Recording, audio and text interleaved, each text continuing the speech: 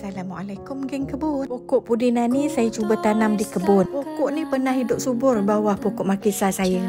Tetapi selepas pokok markisa saya semakin merimbun dan pokok pudina tak dapat cahaya matahari, pokok pudina ni menjadi kurang subur dan lama-lama pupus walaupun dapat air yang cukup. Saya tanam semula pudina ni, sebelum tu saya pulihkan tanah dengan taburkan dolomite. Saya tanamkan semula keratan pudina. Sebelum tanam, seluruh tanah ni saya gembur-gemburkan dulu. Saya taburkan baju organik dan berikan air secukupnya.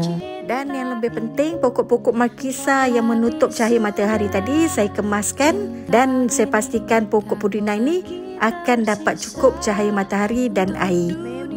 Nampak perbezaan pokok pudina bila mendapat cahaya matahari yang cukup dan air yang cukup. Sekarang pokok pudina saya dah kembali hidup dan insya-Allah akan subur macam sebelumnya. Saya juga ada tanam pokok pudina ni dalam pasu dengan menggunakan tanah hitam yang gembur dan sedikit dolomite untuk pulihkan tanah yang pernah saya gunakan untuk tanaman lain, dan juga dibacakan. Yang saya tanam dalam pasu juga dah semakin subur. Harum betul aroma daun pudina ni. Alhamdulillah.